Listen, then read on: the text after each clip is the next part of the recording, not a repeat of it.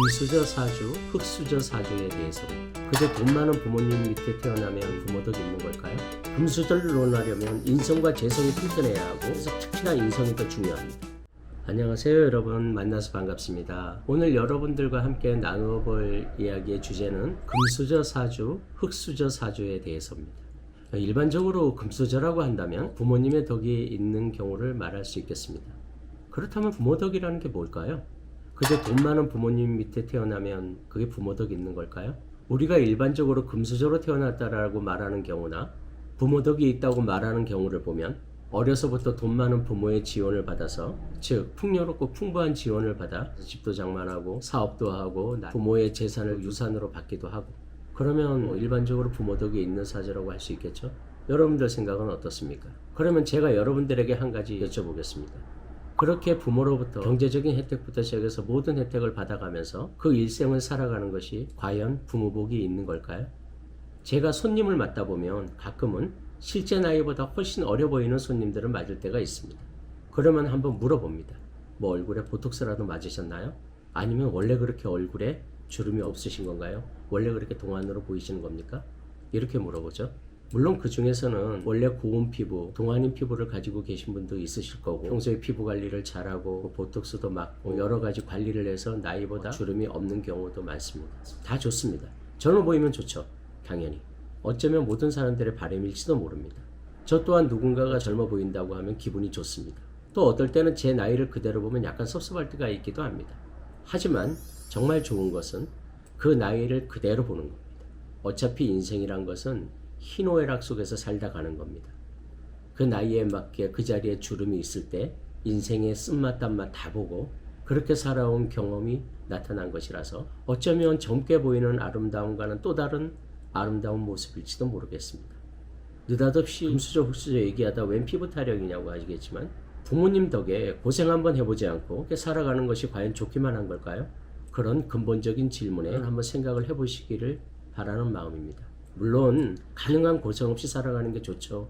모든 부모님들이 내 자식이 고생하면서 살아가는 것을 원하지는 않을 겁니다. 하지만 인생에서 살아가는데 힘겨움도 느껴보고 자신의 힘으로 그 어려움을 극복도 해보고 그러다가 마침내 나름 성공하는 삶도 살아보면 어쩌면 자신의 힘으로 세상을 살아보는 것도 괜찮지 않을까요? 인터넷에서 부모덕이 있는 사주를 찾아보면 대부분 재력 있는 부모 밑에서 태어나서 혜택을 받고 자라나는 거에 대한 이야기가 많습니다. 뭐 금수저로 태어나려면 재성이 있어야 된다든지 식성이 있어야 된다든지 재벌들의 사주를 예로 들면서 어째야 한다는 등으로 부모로부터 금전적인 혜택이나 부자로 태어나는 것에 대한 이야기가 주류를 이룹니다. 그러니까 결국 많은 수의 글들이 부모덕에 대해서 이야기하는 것은 결국 부모님의 재력에 대한 혜택을 받는 삶을 이야기합니다.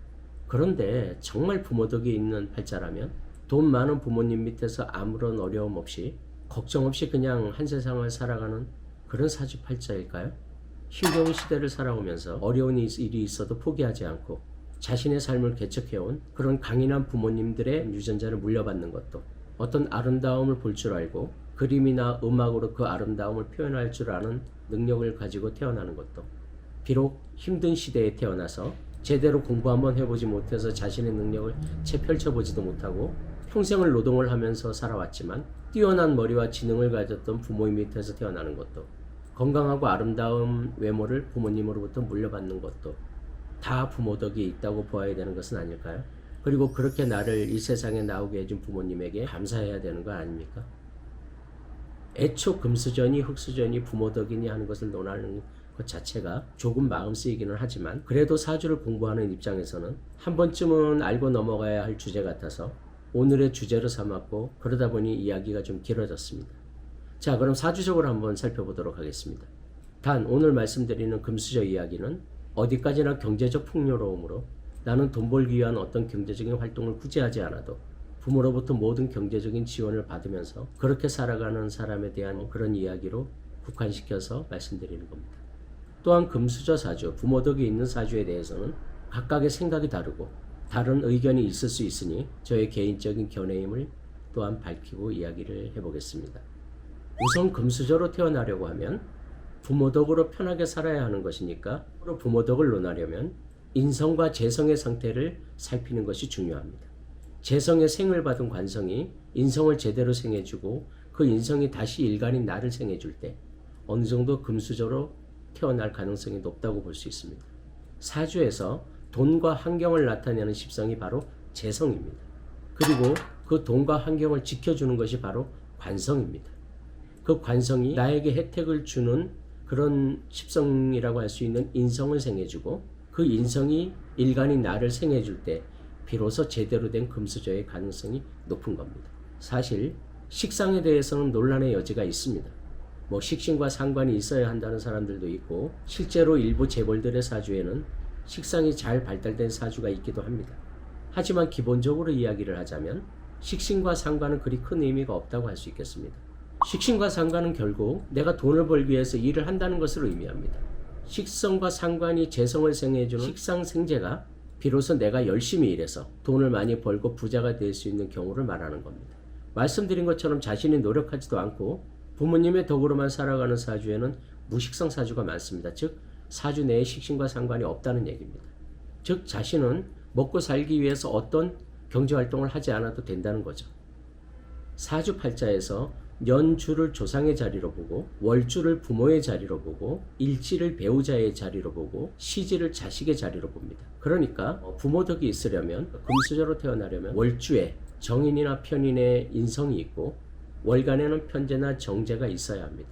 그리고 그 인성과 재성이 형이나 충을 당하지 않고 극을 받지 않고 지지에 있는 인성이 공망에 빠지지도 말아야 합니다. 어차피 저의 영상은 사주 공부를 처음 하는 초보자들을 위한 거니까 조금 더 설명을 드리자면 형이나 충이라는 것은 들어본 적이 있으시겠지만 공망에 대해서는 정확히 이해하지 못하는 분들이 있습니다. 여기서 공망이라는 것은 형체는 있지만 그 내용이 없다는 겁니다. 형체는 있을 때 내용이 없다. 그걸 공망이라고 합니다. 다시 한번 말씀드리지만 공망이라는 글자는 있지만 제 기능을 하지 못한다는 뜻입니다. 본래 천간은 10글자, 지지는 12글자입니다. 그 천간과 지지를 각각 한 장씩 맞춰 나가다 보면 마지막 지지의 2글자가 짝을 못 찾게 됩니다. 그럼 그 2글자가 바로 공망이 되는 겁니다. 만세력으로 자신의 사주를 들여다보는 사람들은 만세력을 자세히 살펴보면 공망된 지지에는 동그라미 같은 게 쳐져 있고 공망이라고 표시가 되어 있습니다. 그러면 이 십성이 있긴 하지만 힘을 쓰지 못하겠구나 라고 생각하시면 됩니다. 하지만 이 공망에 대해서도 여러 관점이 있다는 것도 알아두셔야 합니다. 다시 돌아와서 금수저를 논하려면 사주팔자 원국의 재생관이 되고 관인상생이 되었는데 그 재성, 관성, 인성이 어떤 상처를 입지 않고 건강할 때야 비로소 기본적인 금수저의 조건을 갖추었다고 볼 수 있겠습니다. 만일 재생관, 즉 재성이 관성을 생했음에도 불구하고 인성이 없는 무인성 사주라면 금수저 사주라고 보기 어렵습니다. 이 재생관만 되고 인성이 없는 사주는 금수저라고 보기보다는 자수성가형이라고 볼 수 있습니다. 그만큼 금수저를 논할 때는 인성이 중요합니다. 인성이란 내가 특별히 노력하지 않아도 나에게 주는 혜택이기 때문입니다. 금수저를 논하려면 인성과 재성이 튼튼해야 하고 그 중에서 특히나 인성이 더 중요합니다. 조금 이해하기 쉽게 설명하자면 결국 부모에게 돈이 아무리 많다고 하더라도 그 돈이 나에게 주어지지 않으면 별 의미가 없다는 겁니다. 한 번 더 말씀드리자면 부모의 자리라고 할 수 있는 월주에 재성과 인성이 있는 것이 중요합니다. 월지에 재성이 있고 월간에 인성이 있으면서 월간 인성이 뿌리를 튼튼히 내리고 있고 또는 월지에 인성이 있고 월간이 재성이 있는데 인성과 재성이 상처 입지 않고 힘이 있는 경우도 좋습니다. 설사 월주에 인성과 재성이 잘 갖추어져 있다 하더라도 인성과 재성이 형충을 맞거나 공망에 빠진다거나 하면 그 작용이 약해진다고 볼 수 있습니다. 그 외에도 나머지 글자들이 어떻게 구성되어 있는지에 따라서 그 혜택이 나에게 주어질 수도 있고 설령 주어진다고 하더라도 그 혜택을 내가 받지 못할 수도 있습니다.